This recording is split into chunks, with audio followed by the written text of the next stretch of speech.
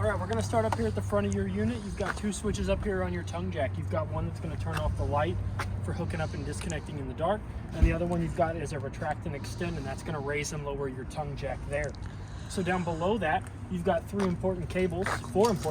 You've got your emergency breakaway, which is gonna secure to the vehicle where your tow chains do. And if for whatever reason this comes unhooked, it's gonna pull the emergency brakes, and this thing's going to lock up and not go rolling back down the highway all the way home. You do have two tow chains here that are going to connect in a crisscross pattern and give you a connect and secure connection between your unit and the truck. And then you do have a 7-way cord here, which I've put it up underneath the propane bottle so it get up and out of the way.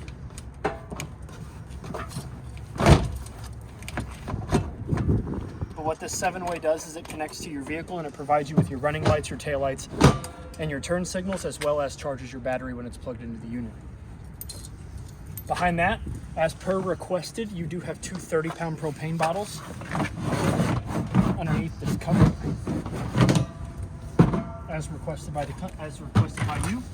They are fed into the unit with an even flow regulator. This black dial on top here, this is for your convenience. It's going to show you which tank you're drawing propane from currently, as well as this little dial here is going to go from red to green, and that's going to let you know that you are getting propane to your unit. Behind that, you do have a 12-volt battery and a battery box. The battery box is going to keep it there, and it's going to keep those terminals protected from getting corroded and from the weather getting to them. When you're not using it, or when you're not checking your battery, you do want to make sure the strap is back on it. That way it keeps that lid from blowing off. And when you do put your propane cover back on your tanks, you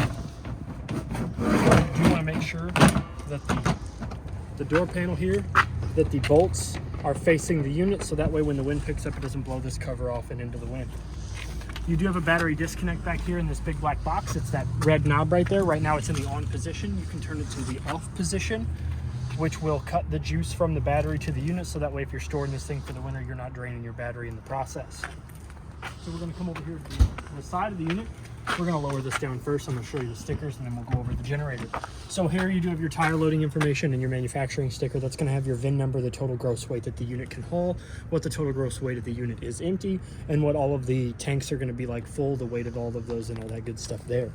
So now in the side compartment that I closed before we went to the video, or the stickers, you do have your Cummins GQ 5500 evap generator. There is a switch in the master bedroom that's going to turn this thing on and off.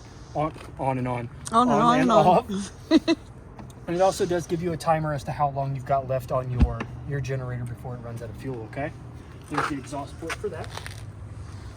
So up underneath here, before we get any further, you do have some stabilizer jacks. They're right there. They're currently in the up position right now, but there is a switch on the other side of the unit on the door side that will raise and lower the front ones, and there's a switch in the back side on the door side that will raise and lower the rear ones.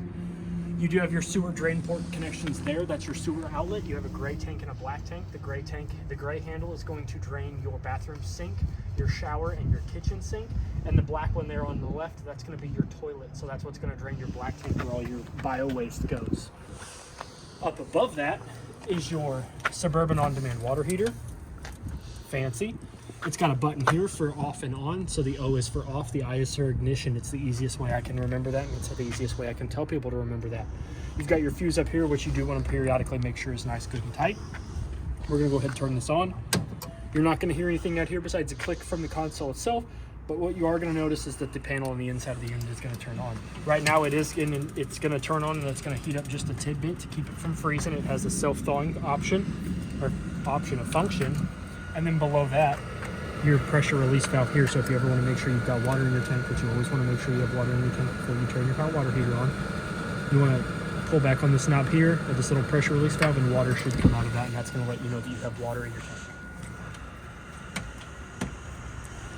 So down here, as you can see, it is labeled. You've got your low water drains, which are right here. You've got a red one and a blue one. These are the two lowest points in the water line in your system, and this is going to be used for winterizing and de-winterizing. So when it is winterized, you want to make sure that they are open, because then that way air and any water that needs to drain out is going to come out. And as you can see, that there is antifreeze in it, because I did winterize the unit.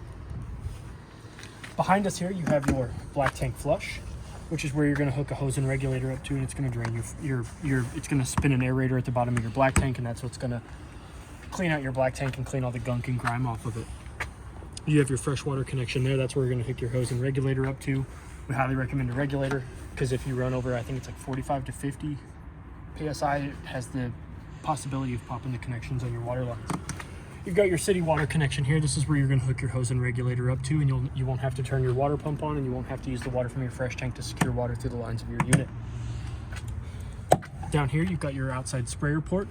It's got 2 teeth on the male end of the outside sprayer, and you're going to fit those into those 2 grooves, and you're going to rotate it a quarter of a turn clockwise, and that's what's going to give you the pressure to turn on your outside sprayer. If you've got your water pump on or your city water is connected and it is flowing, you're going to be able to feel that pressurize as soon as you hook that outside sprayer up to it. You've got your furnace vent down here. You've got your intake and your exhaust. This does get hot enough to curl the hair on your arms and scald your skin. So if you've got any loved ones, young kids, elderly, or pets that are hanging around while you've got your furnace on, I highly recommend that you tell them to avoid this. Another good investment is a mud dauber screen. It's 2 little dome screens that go over each one of those vents, and they will keep the mud daubers from going up in there, building a nest, and inviting their family over. It's bad news bears if they have to go up in there and fish those bad boys out. So your tires on this thing have been, the lugs on them have been torqued to 100 foot-pounds, and the PSI on them has been torqued, it has been checked to 80 as per the side of the tires and the sticker up there on the front. Both of those tires there and the 2 on the side, and then the spare underneath the back, it's also at 80 PSI.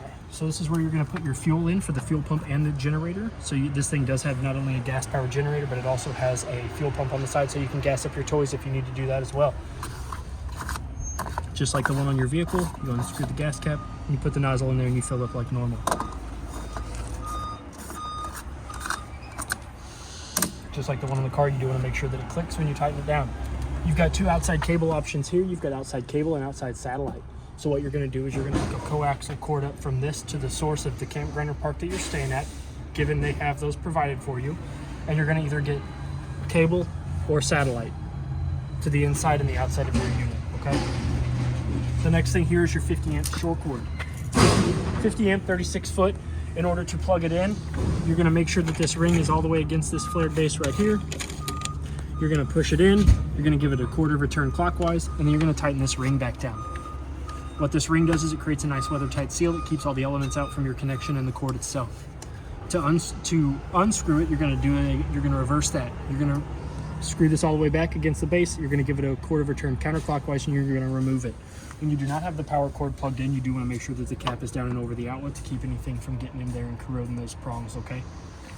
You have a hole here to get to your spare tire cover. You're going to stick, that is a 3/4 inch socket there. One of your manual crank handles included will allow you to do that.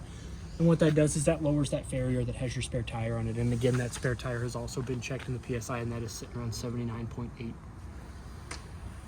The back 2 stabilizer jacks here. They have a switch again on the door side of the unit that will retract and raise and lower the stabilizer jacks, as well as there's a manual crank handle in the front side compartment that is that has a little notch cut out, so you can manually retract and raise those up if for whatever reason the motor gives out on those things. So we're going to come around to the back of the unit. This is where your toy hauler door is. We're going to go ahead and show you how to open that up. So you're going to lift up on these latches here. This is where your lock's going to go in. So when they're down, you can run a lock through those. And when they're up, you're going to be able to open that up. So you're going to lift them up and out of the seat. You're going to swing these open. Okay. Those handles are going to come down. Same goes for the seat. Once you have those up and out of the way, your door is going to open up and you can slowly lower it down. There is a handle here on the side. I suggest kind of working from the middle and working your way towards the end. Okay. Once that's down, you do have 2 little cables that are going to secure that. And now we're going to go onto the gate. Once you're ready to bring your gate up, you're going to undo the snaps here on the sides. And you're going to keep these open. There's one on this side too. They're all over the place. There's one on the bottom down there as well. And this is going to keep your gate from flopping around on the inside of the unit when your gate is up. So you're going to undo these from the little D-rings. And then you're going to lift up. This is going to swivel up. And you're going to take this foot here, and it's going to slide into its base there. And you're going to do the same thing here.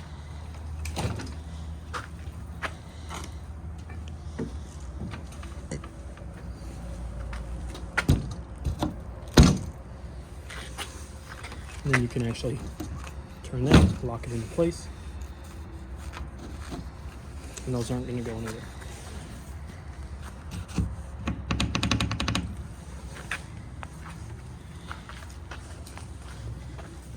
So now we're going to come around to this side of the unit. This is the rear stabilizer jack extend and retract button, so you can hold this and they're going to come down just like those are. And those are for stabilizing only? Yes, they're for stabilizing only. They are not for lifting and leveling the unit. You do not want to use these to raise and lower the unit off the ground. They're just to keep it steady when you're walking around in it. You do have your fuel pump here with your control panel here, so you have your on and off buttons, and it's going to tell you how full or empty it is. And it's just like the ones at the gas station. You'll put this in your toy and just squeeze that handle there, and you'll be able to get the gas out of your gas tank. And the best part is when you turn it off, it will siphon the gas out of the line back into your tank, so no stagnant fuel here. Up under the side here, you do have a sewer hose connection port, so you can store your sewer hose in this little guy here. Oh, I just touched that. Your tires on this side have also been torqued as well. The lugs have been torqued to 100 foot-pounds, and the PSI on them has been checked. It's sitting around, again, 78, 79. As well as your outside cable outlet. This is where you're going to hook a coaxial cord from this to your television, and you'll be able to draw whatever television services you're getting on the inside of the unit to the outside of your unit. You do have an outside 110 outlet that is protected by the GFCI circuit. So for whatever reason it trips, you can go in there and you can hit the master reset button on the outlet, or you can check the breaker to make sure it hasn't been tripped. And in that part of the wall there, yes, that is the TV backer location. That part of the wall there, you can mount an external TV mount to that, so you can mount your TV and watch it instead of having to set it on the table or something. This is your door latch that's going to hook to the little divot there on the outside of your door. That's going to keep your door open if you want to do that in the warmer months. Then you have your front stabilizer jack switch there. Again, you've got your extend and retract. And I'll show you, these are... So if we hold extend, they'll come down. One will come down. And then the other one will come down.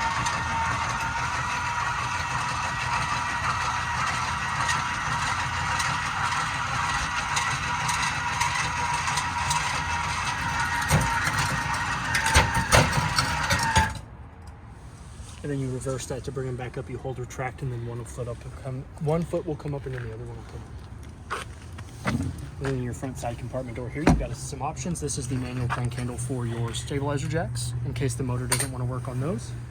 And then up on the inside here, you do have your solar disconnect, as well as the solar charge controller right there. That's going to give you 3 important pieces of information. It's going to give you the voltage that the regulator is putting out. It's going to give you the voltage that is charging the battery, and it's going to give you the temperature of the battery on the ceiling, or the temperature of the solar panel on the roof. And then you've got a little image here that's going to show you the current level of your battery. You do have a manual push button light right here, so that way you can see what's going on here in the dark. You do have a switch here that's going to retract and extend out your awning, so that way you can have access to your awning controls while you're outside of the unit. And then you have a tire link system here. If you do want to purchase a tire link system for your TPMS sensors, you can do that, and it is installed right here as well. And now that we're done on the outside of the unit, we're going to go ahead and come on the inside of your unit.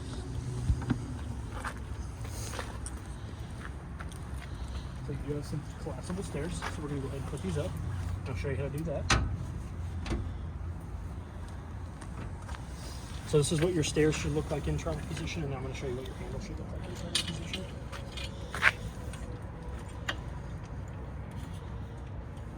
Okay. That's pretty cool. So you do have a hole down here for this cotter beam. You do kind of work with it. So this is what your handle should look like in travel position as well when you're ready to get inside of your unit after you dropped it off and unhooked it. You're going to pull the pin. You're going to pull the handle out. You're going to slide that all the way down, and I always like to stick that pin back in that hole there so that you don't lose it. And then to get your stairs out, you're going to pull down on this bar here, and then you're going to flip over the bottom step. And now that that's in, we can come inside the unit. And you step up inside. And the first thing you're going to notice is that we have a fire extinguisher down there on the right side of the door. So that way, if you have any emergencies inside or outside, you can easily get to your unit, your fire extinguisher in your unit. Next, we're going to go over your vents for your toy haulers. Say you're going to pull your toy in here and you've had it running all day, the gas engine's running. You don't want those fumes building up in your unit, right? So you can either open your, if you're going one way down the road, so you've got your intake, so you can open it this way. And then you have a sister one down there on the floor down there, which you open up the other way, and it'll let air come in, grab all those fumes, and suck them right back out the bottom of the direction. And you can reverse those. So you can open it that way, and then you can do the other way with that side. And you just squeeze that handle, right? Yes, you just squeeze the black part of that handle. It pulls back on some teeth, and then you're able to rotate it through these triangle brackets here. Cool. Up here, you do have two switches. You've got a set. This switch controls a set of LED lights that run the length of the frame of the bed up there. I don't know if you can see those. Yep. And this switch here will actually control that bed, which we'll go over. We'll go over that when we're done with the whole virtual. I'll show you the controls on the beds and the variations of stuff like that, okay? So then we're going to come over here and we've got your IRV Technologies built-in stereo, which is going to be controlled by the IRV Technologies. There's actually an app you can download for this as well as it's got your mute and power button.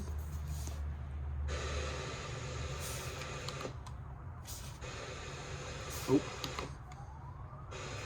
It's got your Bluetooth button, which means you can connect your phone to Bluetooth, AM, FM, your mode button, your play and pause. It's also got Seeks, so you can find your radio station. Zone 2 is going to be the speakers on the outside of the unit. Zone 1 is going to be the speakers on the inside of the unit. You can have them both running at the same time or independently. And now it'll tell you that only Zone 1 is working. So we'll go ahead and turn that back to mute. It does have a USB and HDMI option, so that way if you do want to hook in a DVD player and get surround sound to the whole thing, you can do that as well.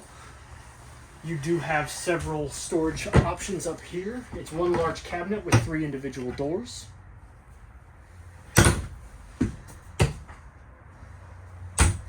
With a push-button manual light underneath that. So if you want to sit in the 2 chairs, you can. Speaking of the chairs, once we get to those, you got a window here that's going to open up and it's a pull-down shade, so it's going to sit where you want it. Just, I always be careful when the chairs are in travel position. That's what I was getting to, because you don't want to pull this all the way down and then have the chairs up against it. So it's always best to just have this at about half. So that way the chairs, when they're strapped to the floor, they don't rub up against your window and do damage to this, okay? We're going to go ahead and open this up. This window does open, but only at the bottom half. If you can see it, let me unhook these chairs real quick.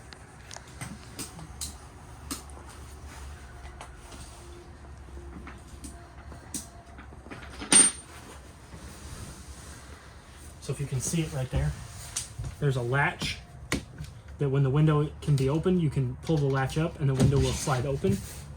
And then to close it, you just push that latch down and now your window is locked closed. The chairs, they do recline. There's a knob over here on the side that you can turn to allow them to recline. If you don't want them to recline, you just tighten it back up and they'll stay in the position. And then they actually have a handle on the other side, like a little switch that will pop out the reclining feature. Whew. With authority. With authority. And then in order to push the recline back in, you're going to pull back on that lever and then push it in. They do lock to the floor with a ratchet strap and the 2 tow hooks that are over here, the 2 chain floor hooks. So when you're ready to go into travel, you do want to make sure that they are secured down to the ground.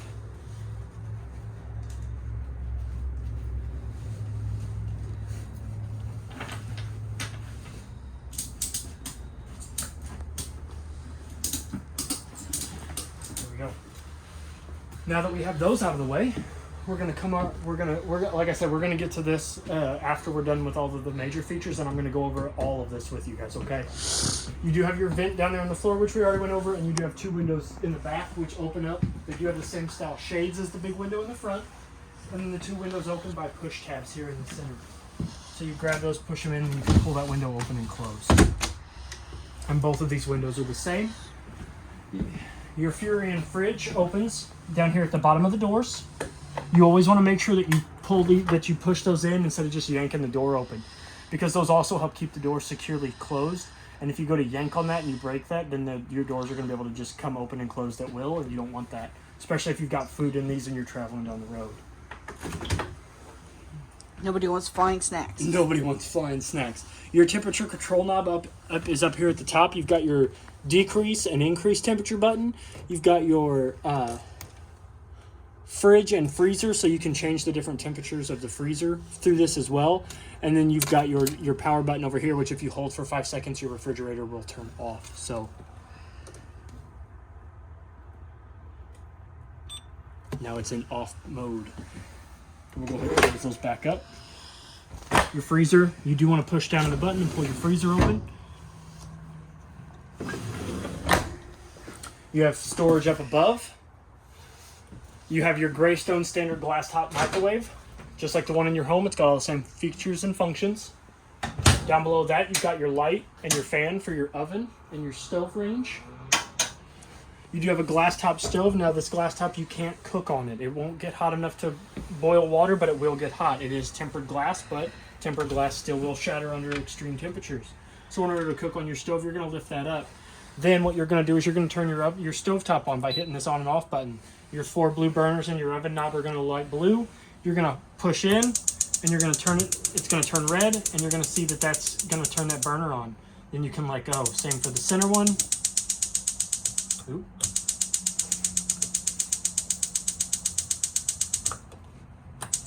Oh, I bet you.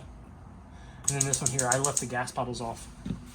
That was the residual gas that was in the line. But when you're done using this, if you've used it for a period of time, you do not want to drop this back down. You do want to let this cool before you just close the lid and go on about your business. To start your oven, you're going to do the same thing. You're going to always make sure that the door is open first. You're going to open the door. Then you're going to touch this oven button, and you're going to see that it's going to give you a digital reading of the temperature. So then you're going to push the knob in. You're going to turn it to where it says pilot. You're going to make sure that the pilot is upright. That's going to attempt to light the pilot light that's down there. After about 3 to 5 to 10 seconds of holding this in and on pilot, you're going to watch your pilot light ignite. Then you're going to let off. The pilot light should remain lit. If not, you're going to repeat that process. And then once you get that pilot light lit and you can let go of the knob, then you can adjust it to the temperature that you want. It'll get to the desired temperature, which is, again, you can read right there. And then you'll be able to cycle it through its heating temperatures. Okay, go ahead and turn that back off. You have below oven storage, quite a bit for bigger appliances. You've got 3 drawers here.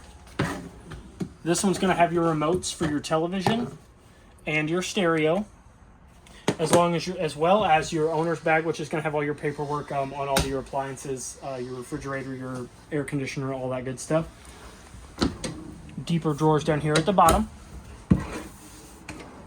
A cabinet drawer here for your trash can if you want. Above head storage. You have a light right here. And behind that light, it's kind of hard to see, but behind that light, you also have a GFCI protected 110 outlet as well. So you can plug in like a blender, a juice maker, a coffee pot, whatever else you want. Above this countertop, storage. Another GFCI protected 110 outlet. More storage for smaller stuff. This is your furnace vent where majority of your heat's going to come out at. Your TV up here is on a swivel, so it can come out. It is on an arm. And behind that, you have a 110 outlet and your coaxial outlet. So if you can see this right now it says TV and the button is pressed in so the light's on. That means that as long as the coaxial's in the bottom outlet and the light's on, you're going to get your antenna, and it gets about 46 channels. To get cable and satellite, you're going to turn the button off, and then you're going to take the coaxial and put it at the top one there. So if the park that you're staying at is providing you with that top outlet and the light off is going to give you cable and satellite, bottom outlet and light on is antenna. And this will control the TV ports throughout the whole unit. Sorry, wrong outlet. This will control the TV port in this right here controls it throughout the whole unit on the outside as well. So if you're getting antenna in here, you're only going to get antenna in the bedroom and outside, and vice versa.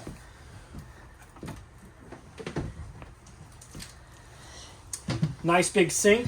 It's got a cutting board. That drizzle there is antifreeze because I winterized the unit. Nice big stainless steel sink. You do not want to use any abrasive cleaners on it. It actually tells you that as well, because you run the risk of taking that finish off of the stainless steel. So like no No Ajax, no Barkeeper's Best Friend, none of the stuff like that. Just simple Dawn dish soap will clean that out as well. And then you've got a cutting board / drying rack for your dishes. This is your backup camera. This is going to be the camera. You can plug this into the 110 outlet or the car. It's got a 110 or it's got a 12 volt adapter. And this was aftermarket, correct? Yes, this is aftermarket as well. But this will let you see what's going on in the backside of your unit.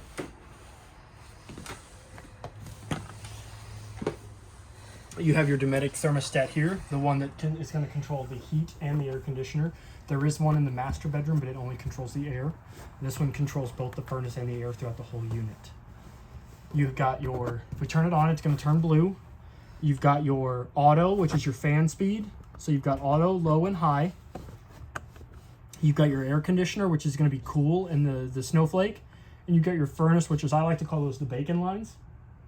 You've got your furnace, which, so now I have it set to where it's auto. So your furnace is really going to only work when it's on auto. If you have your furnace on high and then you have your fan on high and then try to turn your furnace on, your fan and your AC is going to blow as well as your furnace. So you really want to keep this on auto when you're using your furnace.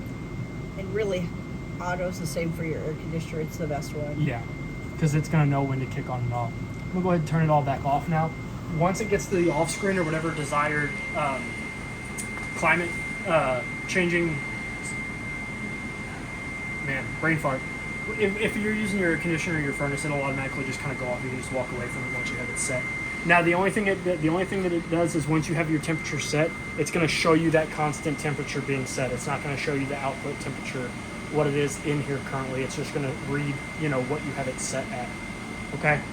And then below that, you've got your fuse panel and breaker box. Now, those breakers, the only one that's going to be really relevant to you for constant maintenance is your GFCI one. It's a 15 amp. It's going to be that one there, yep, that first 15 amps. So if for whatever reason you come in here and some of your GFCI outlets aren't working, either test the one in the bathroom, the master one, or come in here and see that this isn't tripped, okay? And then as far as your fuses, you've got a red LED that will illuminate next to the fuse, whichever one is blown. So it'll be able to tell you exactly which one is blown. Now that we're done with that stuff, we can come over here and I can show you the kind of like brain of the unit. This is your control panel. So next to the control panel, you do have your interior light button, which if we turn that on, it's going to turn on the LED strips in the ceiling above us. And then there's a little slider knob here next to us that it's a dimmer switch. So you can adjust the brightness of the lights in your unit. We're going to go ahead and crank them all the way up so I can go over this with you. So this is your control panel. So you've got 6 buttons here. You've got your battery button, which is going to read off of the 11.2, 11.7, and 12.3. That's going to give you a battery reading. Right now it's going to read that it is full because it is plugged in, but if we were to unplug it, it's going to give you an accurate reading of what your battery level is, which it should be at 12.3. Underneath that, you've got your black one, which is going to read empty, 1/3, 2/3 full. This is going to be your black tank. This is where what it's going to read from your toilet, okay? Black tank 2 isn't used. This control panel here is set up in case this unit did have other tanks, but right now you're just going to be using black 1, gray 1, fresh, and the battery. So you got your black 1, black 2 is going to be not used. Fresh is going to be a reading of your fresh tank, which is going to be empty, 1/3, 2/3 full. And gray 1 is going to be empty, 1/3, 2/3 full. And this is going to be your kitchen sink and your bathroom shower and your bathroom sink.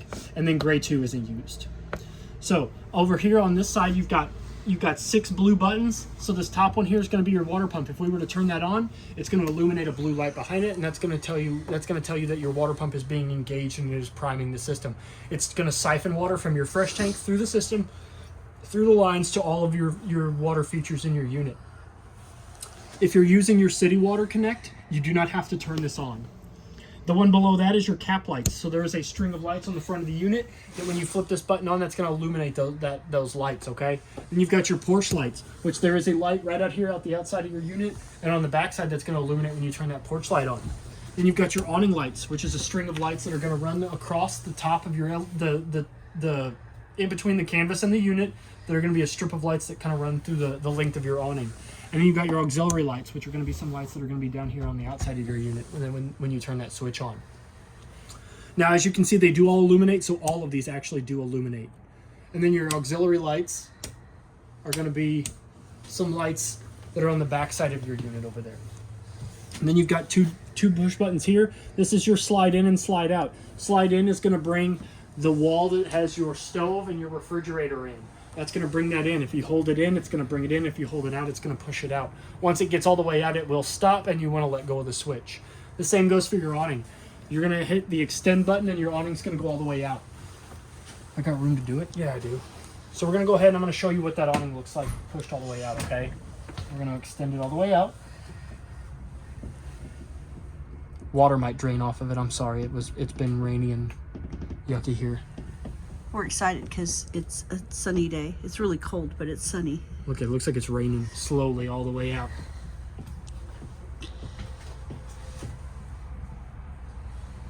So when you're running your awning out, you're going to notice that there is a skirt, which right now it's not hanging down because it looks like it was frozen to it. But you can kind of see the bottom of the tube. This is about where you're going to want your awning to be at. You can see that you do have some support arms here. One on each side. You've got the top one and the bottom one. So those bottom ones on each side of your awning arms, those are your pivot point arms. You can actually adjust those to change the pitch of your awning. If you pull them down, that's going to bring either the front of your awning's pitch down, or the rear of your awning's pitch down. And if you do it to both of them, you can change the pitch of the whole awning. So if you've got rain or sun coming in either the front or the back or the side, you can adjust your awning to kind of help you with that. And the best part about those kind of arms there is you don't have to worry. If you change the pitch, you don't have to worry about setting them back into the neutral position. You can just run your awning back in and they'll automatically go back to the neutral position. But what I was getting at is your awning is one of the most expensive repairs on your unit. So you saw how quick it was to run it all the way out. When you're done with it, you want to bring it all the way back in. Even if you're going to leave your unit for like 5 minutes, you go ahead and just bring it all the way back in. It takes 10 seconds, 15 seconds to bring this thing all the way in, and a stiff breeze, a loose branch, a wily bird, do damage to your canvas, the arms, whatever. So just bring them all the way back in.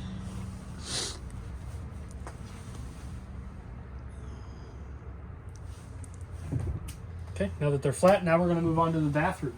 So I'm going to open this door here, and this is going to lead into your bathroom. Now your bathroom does have an access door to the master bedroom as well, so you don't have to worry about having to transtill the whole unit to get to your bathroom. We're going to start off by turning the lights on. You do have 2 overhead lights. They also have manual push buttons, so if you only want one of these lights to turn on with the switch, you can turn the other one off. But if you're tall like Trey. If you're tall like me. But they do need to be in the on I can't. in the on position for them to be controlled by that switch, okay? So they do need to be in the on position for that switch to power them. I don't think there's any danger of that not happening. No. You do have 2 buttons below that. One is your vent open and close, so you do have a vent up here. So one of the switch to the right is going to open and close your vent. Thank goodness there's a switch. Yeah, because there ain't no way I can get up there. So it's open. Now there isn't a cover over it, but it is something you can buy aftermarket if you want to. So if you open that up and it's raining, be prepared to get wet. And then if it's stinky in here and you need to open that vent, you can hit the other button and that's going to turn your vent fan on. In my household, we call it the fart fan. So you can turn your fart fan on, and we can turn that off. And then you never really want to operate that fan though with the vent closed, because all you're doing is you're just going to suck up that heat, and it's just going to meditate up there and kind of burn up your motor. So you really want to make sure that the vent is open when you run that fan. Next to that, you do have your master GFCI outlet over here. This is a 110 outlet, and it does have a test and reset button. So if for whatever reason you go to plug in something in one of your GFCI protected outlets and it doesn't work, you can come over here and you can hit this reset button and see if it comes on. If not, then your next step is to go to the breaker box to that 15 amp breaker, okay? And then you've got your Suburban InstaHeat water heater panel, which is really nice that they put it in the bathroom instead of putting it over by the control panel. So because we turned the switch on the outside when we were doing the outside, this panel's lit up now. So it's in the off position. So we're going to go ahead and turn it on. Actually, it was in the on position. So this is what it looks like when it's off and the switch is on. We're going to go ahead and turn it on, and it's going to show you the output temperature. The up and down arrows here will adjust the set temperature, and it gets all the way up to 122, and then it can get all the way down to, I think it's like 95. So 95 is the coldest your hot water can be, and 122 is the hottest it can be. Then if you're a Celsius person, you can hit this button here and you can adjust it from Fahrenheit to Celsius. Now, it is safe if you're not going to be using this thing for a couple weeks. It is safe to leave the switch on on the water heater outside, but it is not okay to leave this always on. So when you're done using it, always turn this back off. And I always just recommend, if you're not going to be using your hot water, go ahead and turn the one off outside either. It's just easier that way. Your sink stopper for your drain is just a friction stopper. It just fits down in there. Your bathroom cabinet is a medicine cabinet. It does have a magnet at the top and bottom. Your shower has a travel lock on it. It's a silicone ring that holds the two doorknobs together. When you're ready to take your shower, take it off of one and you can open your doors. They are magnetically sealed, so when you meet them in the middle, these two magnets here will meet and they'll stay closed. You have hot on the left, cold on the right, and to draw water, you're just going to pull it out towards yourself. Your shower nozzle up there does have, it looks like it's got 3 different forms that you can cycle through with this little knob here, and a button here that will allow you to cut the water flow. So if you've got your hot water running and you don't want to turn your hot water off, you flip that button, the water will stop, you can get out, the other person can get in. Or if you're boondocking and you want to stop the flow of water. Yeah. Save your water. Save your water. And this has to be in... This has to cover both doorknobs when you're traveling, or else your doors can bang together and cause damage. You do have storage underneath the sink and access to your hot and cold lines that are going up to your sink. Above the toilet, you do have a nice little corner rack that's for towels, hanging up wet towels, hand towels. Your toilet is a 2-portion valve toilet. You put your foot halfway on the valve and the bowl will fill up with water. You stick it all the way to the floor and it will open up and send whatever's in the toilet to the black tank where it belongs. Behind me, you have rather large bathroom closet space for all of your drying your towels, your large body towels. Down below this for your shampoos, conditioners, and products, devices. Tiny towels. Tiny towels, throw pillows. And then down below here, and behind this cabinet here, this is where your water pump is at. So for whatever reason you do need to get to your water pump, you can get to it through that there. Or you can just bring it to us for the winterizations. This here is the safety latch to keep your door in travel position that separates the bathroom from the master bedroom.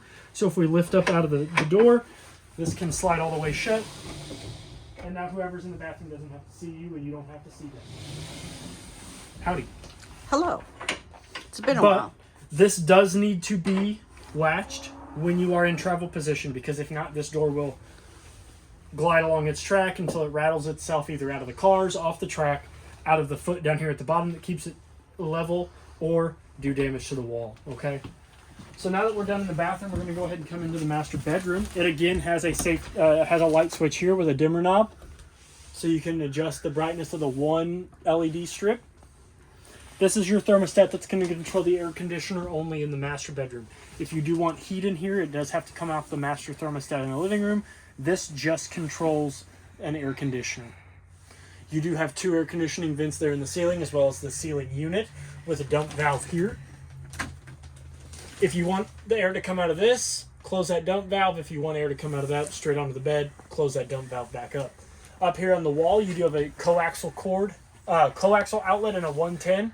So you can plug in your TV, and if I'm not mistaken, I think this right here is your TV backer. It doesn't have a sticker on it, but well, maybe not. Is it up there? Might be this wall, but that's weird. I was gonna say it should be up where the... That's a stud. We'll find out and let you know when you pick up. Yes, I will find out for you. This is the door that separates the rest of the unit from your master bedroom. You have 2 closets on either side of the bed. They are mirrored. They're actually pretty tall. You could fit like a whole outfit up there without having to get a wrinkle. Pretty cool. Got a coat hanger rack, above head storage for your throw pillows, more blankets. The dog. Snacks. Snacks. 2 lights up underneath the head that are manual. And a button over here that illuminates an LED strip above the cabinets. Fancy. You do have a little control panel over there that is your generator button. So this thing does run off of gas. It is a gas-powered generator. So you do have to put gas in it to use the generator. And you'll hit that red squared button over there. A light will turn on. You'll hear the generator gas up. and it'll turn on. You do have to hold it for it to prime, just like you would your car. You know, you turn your car on, you have to sit there and hold it for a second before you can just turn it over and go. You do have to make sure that your generator sticks and kicks on. And then there's a little panel, there's a little screen over there, just like a digital watch screen, that will tell you about how long that you have left on your generator. That's how many hours it has run already. So it is ran 1.8 hours because we tested it. Yes. We loosely Trey tested it. You do have two cutouts here, so if you have a CPAP machine or an alarm clock or a phone charger that you want to store, you can put it in here and reach out. I thought that was so you could wait for your friends. Oh yeah, hi.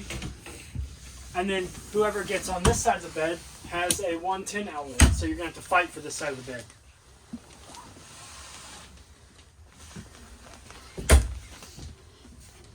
You do have two pull-out drawers down here. This is for the snacks.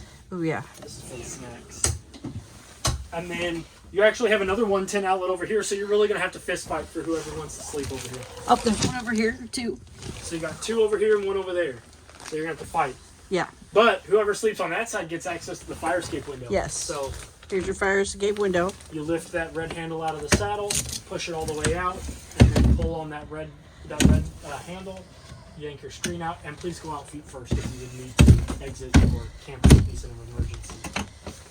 And then your window on this side has a pull-down shade that will go all the way down, as well as that one. That one has a shade, the same shade.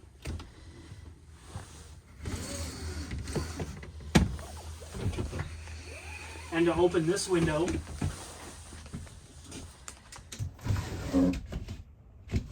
push the two tabs in the center. One thing I didn't go over that I would like to go over before we end the video, this portion of the video, is the four-season doors on the back side of your unit. Before we go though, you have cool underbed storage. Oh, you do? Yeah, you do. So you just lift up on the mattress.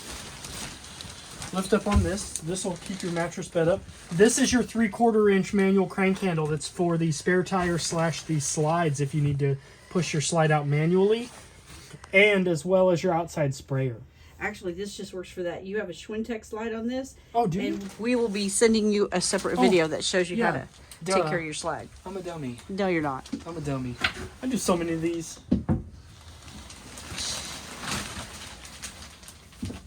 That's for just the spare tire. Because you have the T1 out inside compartment for the manual, the stabilizer jack. Absolutely. So Trey's going to go out that way. I'm going to go out this way.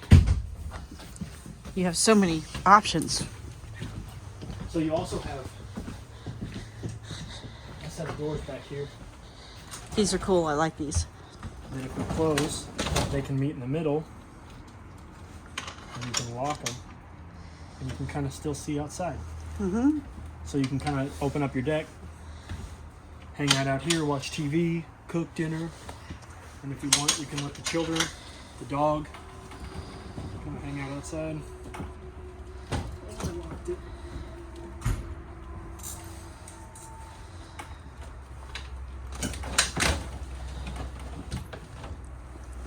Now, when you are in travel position, you do want to make sure that these are all the way open. Because if not, you run the risk of some clatter and stuff. And these are actually, they have seats that when you push them all the way closed, they will stay closed until you pull them out of their seat. I think that pretty much covers everything in this portion of the video. Like I said, I'm gonna do a whole separate thing with the beds, so you'll get that as well. But if you have any further questions or concerns about anything, feel free to reach out to me here at Parkland RV. My name is Trey. Happy camping on your luck. Thank you.